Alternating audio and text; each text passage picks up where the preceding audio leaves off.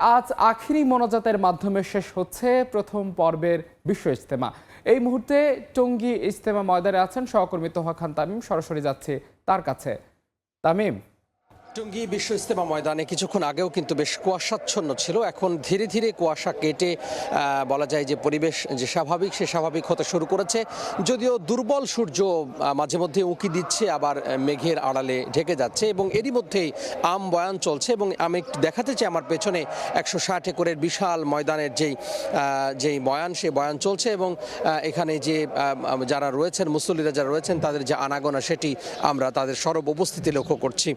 আজকে বাদ ফজর বিশ্ব ইজতেমার যে প্রথম পর্বের দ্বিতীয় ধাপের যে আয়োজন সেটি শুরু হয়েছে আমবয়ানের মধ্য দিয়ে। এটি চলবে একেবারে আখিরি মোনাজাত পর্যন্ত।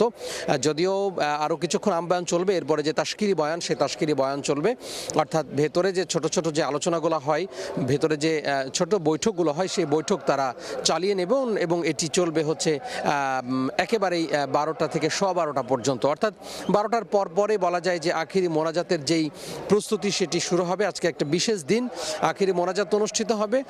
যদিও আমরা গত যে প্রথম ধাপের অর্থাৎ প্রথম পর্বের প্রথম ধাপের যেই রবিবারে যে আমরা দৃশ্যটি দেখেছিলাম আখিরি মোনাজাতকে কেন্দ্র করে মানুষের যেই প্রস্তুতি সেটি আমরা খুব একটা লক্ষ্য করছি না। অর্থাৎ মানুষের উপস্থিতি আখিরি মোনাজাতের গত পর্বের থেকে কিছুটা কম বলে মনে হচ্ছে। যে সঙ্গত কারণেই এটি কম হওয়ার কথা, এর কারণ হচ্ছে যে গত প্রথম ধাপের যেই মানুষের অংশগ্রহণ সেটি ছিল 41টি জেলা, আর এখানে এই যে দ্বিতীয় ধাপ সেই দ্বিতীয় ধাপের অংশগ্রহণ করছে 22টি জেলা। সেক্ষেত্রে খুব স্বাভাবিকভাবেই একটু হলেও সংখ্যার দিক থেকে কম হওয়ার কথা রয়েছে। তারপরে আমরা লক্ষ্য করছি যে আশপাশে যে সমস্ত অলিগলিতে মানুষ রাত থেকে বা ভোর থেকে অবস্থান নেন, সেই অবস্থান কিন্তু আমরা এখনো পর্যন্ত লক্ষ্য করিনি। অর্থাৎ টঙ্গী ইজতেমা ময়দানের যে আশপাশে যে পরিস্থিতি সেটি। তারপরেও আয়োজকদের পক্ষ থেকে বলা হচ্ছে যেহেতু মধ্য দুপুরে এই যে আখেরি মোনাজাত অনুষ্ঠিত হবে, আখেরি মোনাজাত হবে, সেক্ষেত্রে মানুষ এখনও আসার সুযোগ রয়েছে এবং আসবে ধীরে ধীরে এবং আখেরি মোনাজাত অনুষ্ঠিত হয়ে শেষ হয়ে প্রথম পর্বের দ্বিতীয় ধাপের যে আয়োজন সেটি সম্পন্ন হবে। এরপরেই দুপুরের মধ্যে কিংবা জোহর নামাজ পড়ে এখান থেকে যারা মুসল্লি রয়েছেন তারা বের হয়ে যাবেন তাদের যে নিজ নিজ গন্তব্য সে নিজ নিজ গন্তব্যে।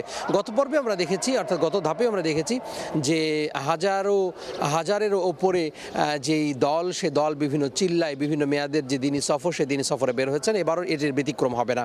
তো এই ছিল টঙ্গীর ইজতেমা মাঠ থেকে আমার হাতে সবশেষ। বিশ্ব ইজতেমার সবশেষ খবর জানতে সরাসরি যুক্ত ছিলাম সেখানে।